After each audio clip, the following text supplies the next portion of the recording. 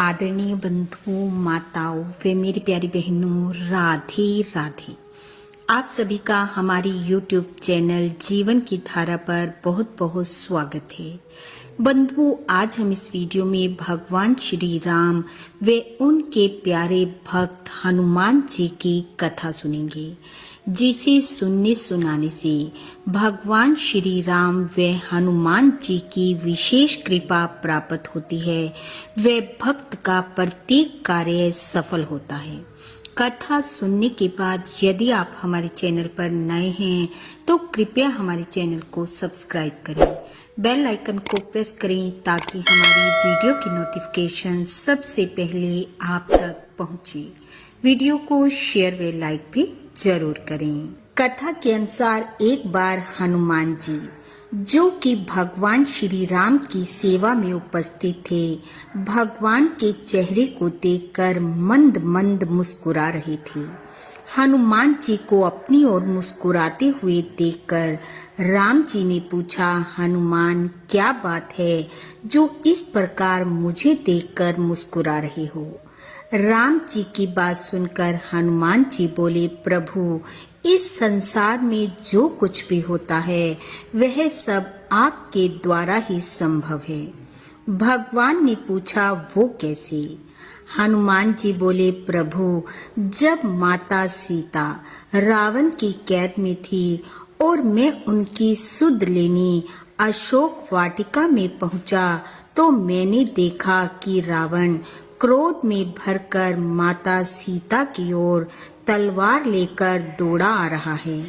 रावण को इस प्रकार माता की ओर आते देखकर मैं भी क्रोध में भर गया और सोचने लगा कि अब मुझे ही माता को बचाना होगा। मेरे अतिरिक्त यहाँ कोई ऐसा नहीं है जो उनकी रक्षा कर सके। और जैसे ही रावण की तलवार पकड़ने के लिए मैं आगे बढ़ने को तैयार हुआ, उसी क्षण रावण के पास खड़ी उसकी पत्नी महारानी मंदोदरी ने रावण का हाथ पकड़ लिया और उसे ऐसा करने से रोक दिया।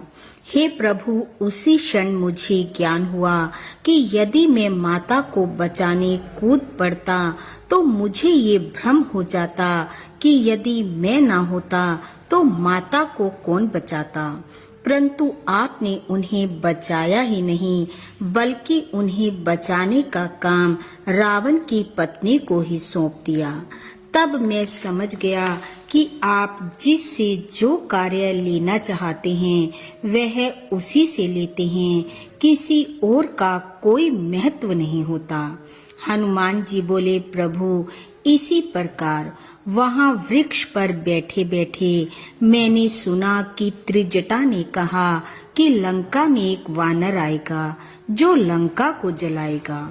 त्रिजटा की बात सुनकर मैं चिंता में पड़ गया कि प्रभु ने तो मुझे लंका जलाने के लिए कहा ही नहीं, और मैं किस प्रकार लंका जलाऊंगा इसका मुझे तनिक भी ज्ञान नहीं है। परंतु जब मुझे पकड़कर रावण के समक्ष ले जाया गया और मुझे मारने की बातें होने लगी, तब विभीषण ने आकर कहा कि दूत को मारना अनीति है, और तब मैं समझ गया कि मुझे बचाने के लिए प्रभु ने यह उपाय कर दिया है।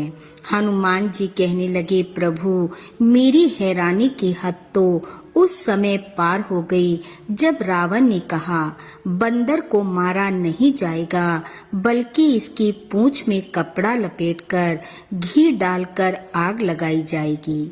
रावण की यह बातें सुनते ही मैं गदगद हो उठा और मैं जान गया कि त्रिजटा की बात सत्य होने का समय आ गया है, वरना लंका को जलाने के लिए मैं कहां से घी, तेल, कपड़ा लाता और कहां अग्नि ढूंढता।